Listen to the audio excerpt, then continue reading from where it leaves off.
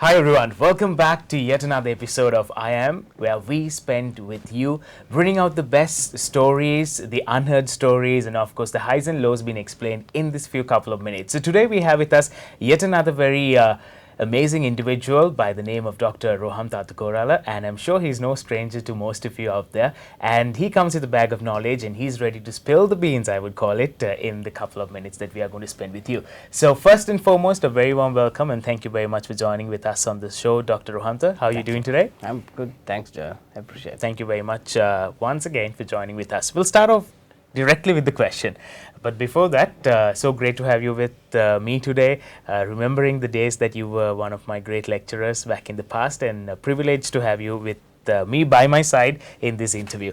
We'll start off with there's always something called the brand identity out there. And how would you like the people out there to recognize you, to remember you by the name of Dr. Rohantha? Well, I think if people want to remember me, I would want them to remember me as a person who always talks the truth, and of course who adds value to anybody's life. So if I come in contact with someone, I always make sure that that person is better when I leave that discussion, and I suppose that's the gift that I got. Indeed, some great way to start off the show for the next couple of minutes too. You will be learning so much from him, and I'm happy to understand more about your story as well. We'll go back in the days, the classroom level, or we'll call it the early stages of Dr. Rohantha. How did it all start? Was there a passion for you to be who you were today, or was it a dream, or how did it all start? See, when you really go back, you suddenly realize that it's all about the opportunities that came and the risks you took. Though a lot of people say you must plan what you have to do, it never works out like that. My dad is a tea planter by profession. We come from a middle income family, so we used to live in the tea estates during our holidays. But then the ambition was to become a tea planter. Okay. But then the situation of the country was not right, and my dad had to advise against that decision. So then I had no option, but I had to take what was there. So this profession called marketing came onto my table, and I just thought, okay, let me take a look at it. And I remember meeting the president of the Chartered Institute of Marketing at that time, Early Pereira, and he explained what this whole thing is all about, and I didn't know anything about marketing because I did bioscience at school. So that's how the world eroded. I mean, I don't know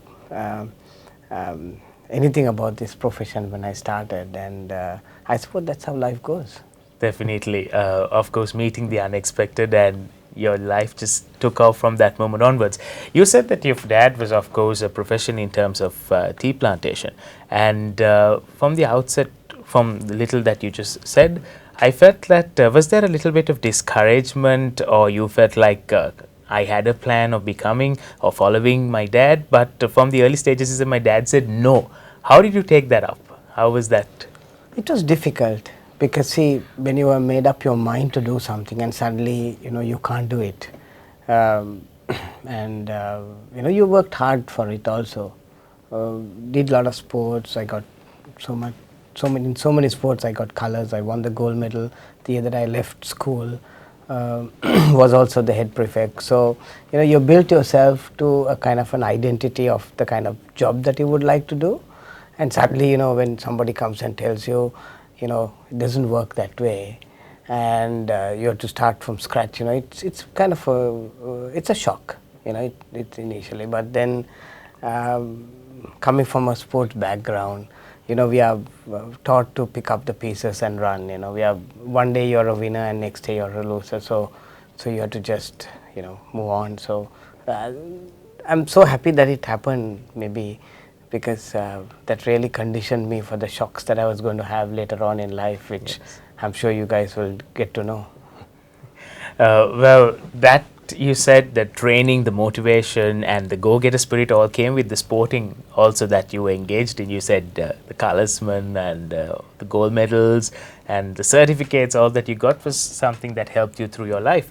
Well, we'll start off, well, getting into a little bit deep into the conversation in terms of sport.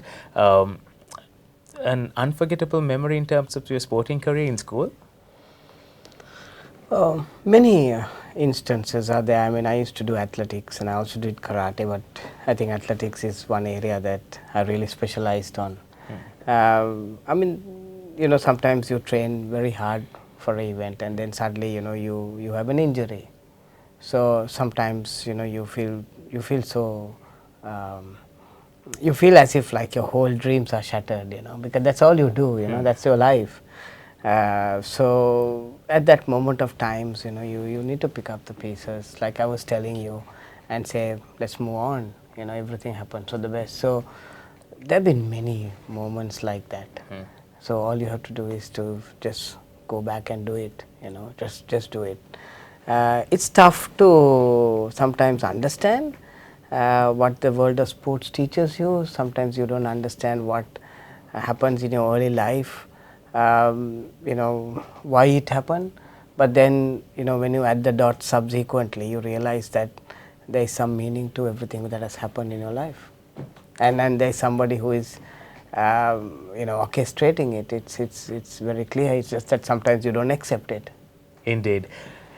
Well, sporting karate is something that you're really passionate about, and I feel like it's been passed out, as in it's been passed down from your generation to the next, and even your son is he's blossoming in this field. You like to make a note on that as well? Well, again, Joel, it was by accident. Once I remember going and meeting a doctor, and he asked him to remove his shirt. Okay. And he was like 5 years old, and he said to me, can you put your hands up? And then he said, can you see under the arms? It's like black. So I said, what does that mean, doctor? He said, well, chances are that he might be getting diabetic. So I said, what do you want to do? He said, put him to sports. It may be the food you eat, maybe something to do with your grandparents.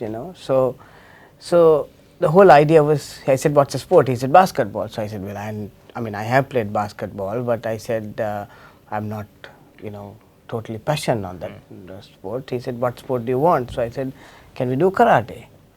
Because I do that every day. He said, yeah, sure, go and do it. But the only thing is he has to work out every day. So that was the beginning, and then of course, when life goes on, he became, by the age of 12 years, he had won a black belt, and he was South Asia ranked. From there, of course, he became, he won the gold medal for South Asia twice, and then subsequently he went to the Asian Championships, and he was ranked number 4, and he was, I think, by the age of 20, the guy had won the gold medal across every single age group, and he's ranked 17th in the world.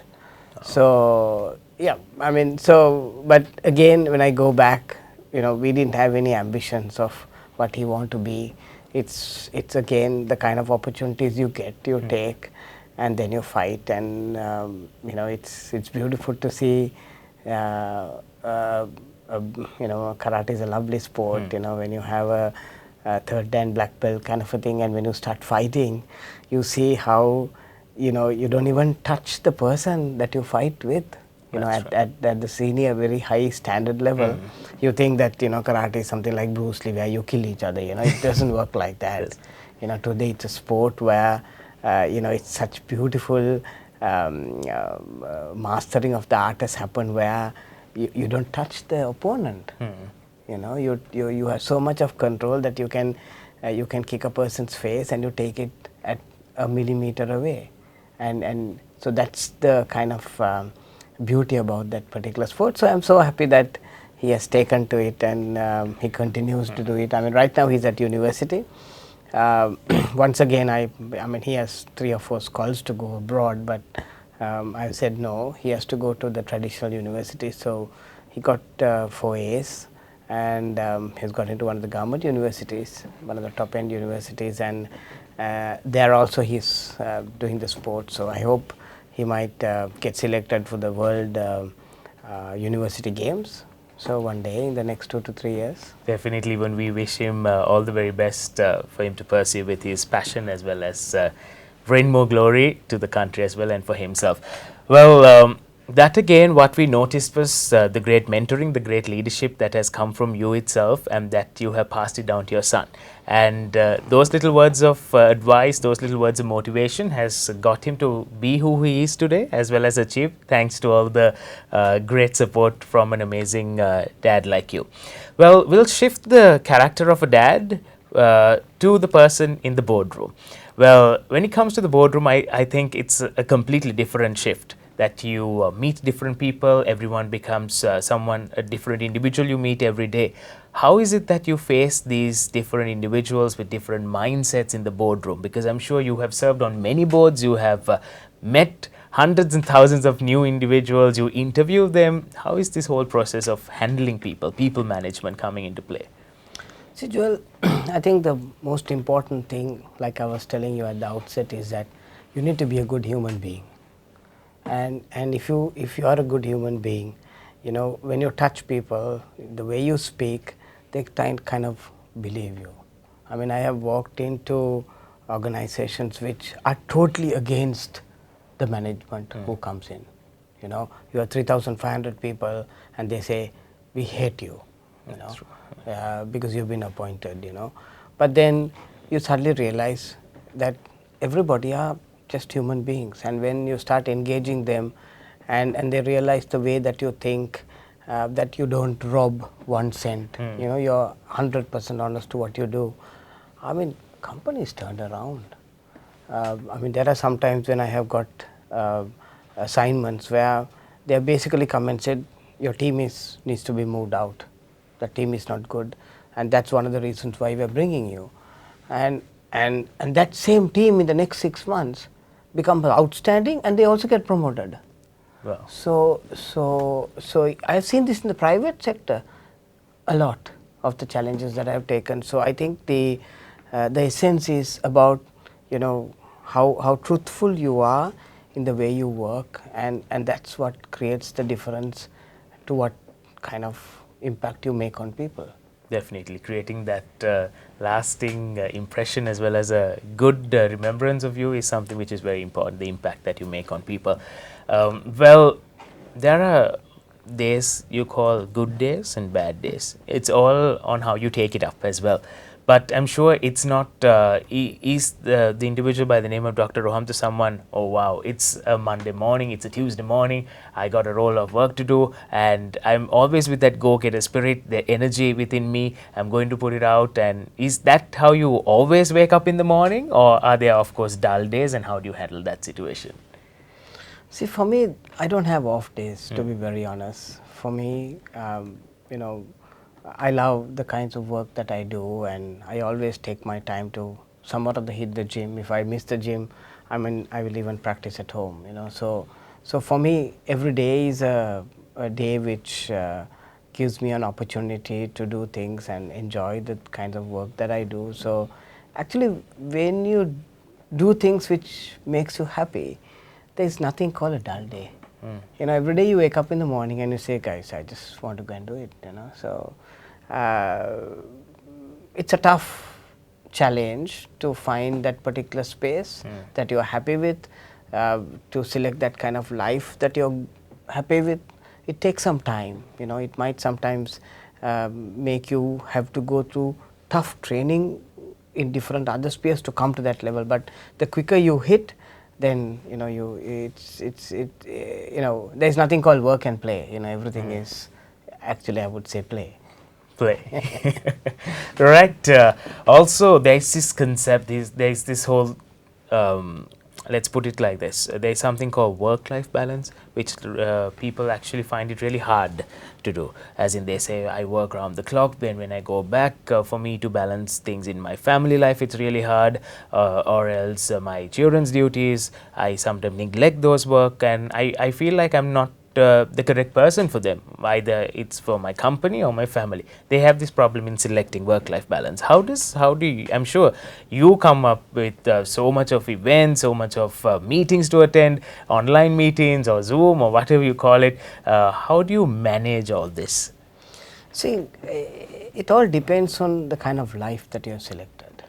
Now, I wouldn't, I mean, I don't kind of fancy going for parties and dances and get-togethers. I mean, I really don't kind of fathom that.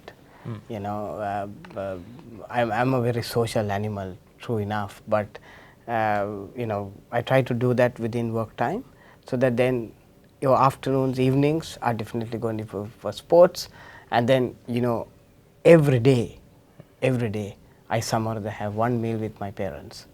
They stay about 3 doors next to me, so either it's in the morning I would go and have breakfast, or otherwise I would go and have a meal in the night. So you know, if you agree the kind of life that you want to lead, and you don't allow somebody else to come and dictate that life to you, that's the kind of discipline and you know, thinking that a youngster needs to have. Because if you allow the world to decide, you know, you will want to go to Oktoberfest today, and you will want to go for, you know, all the kinds of conferences kind of thing, and then you know, you ultimately you realize that you know, you're not living the life that you want to live. So it's very important for you to select that kind of life that you lead. And my dad told me something very important. He said, live a life where the salary you get is not going to determine your life. You know, so that then if you live that kind of a life, it doesn't matter whether your taxes are at 35%, you know, it doesn't matter what kind of job you do. The life you lead is the choice that you have taken. After all, it's all the choices that you make, and don't let anyone dictate terms for your lifestyle. That's what you say. Lovely. Of course, I'm sure even if you're watching us right now, that there's so much that you can learn from Dr. Rohantha himself. Well, we are almost coming towards the end of our session, and I would like to ask you, challenges are common in every new task of job that you do, or even in your current roles that you're engaged. There are challenges that you come across. What is your mechanism of converting these challenges into a true success or a brighter one? See, you need to just every time ask yourself, what is the skill set that you have? And you have to understand, Joel, that the world is changing every day, and if you don't get your honed down onto your skill set and ask yourself how you need to train and retrain and unlearn. Unlearn. You have to unlearn and then again learn the skill sets. If you don't do that, you cannot engage. I mean, just imagine I go to meet a minister to ask whether I can get some people that I want to recruit from India to come to my company. You know, I was working for a multinational company, and I was heading the business for Sri Lanka and Maldives. So I just went up to this minister and said, you know, so I want to get a technical person into this company, but I need to get your approval. And the next thing I know, in the next 2 months, is that I'm appointed as chairman of the Export Development Board. So I yet remember, you know, I was asked to come at 3 o'clock. So I parked my car and I, you know, casually walked up, and I was sitting outside the ministry and waiting, and suddenly I felt a lot of people running around, and suddenly somebody saw me and said, "Aren't you so and so?" I said, "Yes." He said, "The minister is waiting for you." So I said, "Just 10 minutes back I came." No, they are waiting for you. So then I went in, and he said, "Where were you?" I said, "I was outside." He said, "Congratulations, I'm appointing as chairman of the Export Development Board." You know, and all those people were all reporters. So next day I got up, and all over the papers, you know, "You're there as chairman, you know, youngest chairman that EDB has seen," kind of a thing. And I mean, I didn't have any kind of skill set. And I was asking myself, what do I do? But then you go and hone down, and then the tsunami struck, I remember, and then we moved up, and I mean, that day we achieved our numbers. So you can do some things, you know, which you don't. And then of course I became chairman of Sri Lanka Tourism. Then I took over 34 billion company like Lanka, and within 6 months we turned it around from a 2 billion loss making venture to a 60 million operating profit, you know. So, and that's 3,500 people. So, you know, your skill set changes, you know. I mean, right now I'm heading an artificial intelligence company where, you know, I have not studied IT or computers. But then the question is that, you know, you have to learn the skill sets, you have to keep on honing down, understanding what it is, and it's important, Joel, that you know that. I mean, in terms of a real challenge that I got was one day at about 7:30 when I was going back, I get a call from Singapore saying that I need to transfer 1 million rupees, you know, for a person's visit abroad. Wow. And I just went back to what my dad said, and he said, listen, you know, you have to have your own values. So I said, I'm sorry, I can't send, this is public money. I can't sign this, you know. And then the people inside the organization came and said, you know, then you'll have to go. I said, there's no problem at all. You know, I just took a piece of paper, did my resignation, handed it over, and I just went back home, you know. And you know, I already had a private sector company job that I was, you know, having. It was working for a multinational. So I went back to my work and I was sitting, and then I get a call from the then president and saying, you know, you're irresponsible to what you did.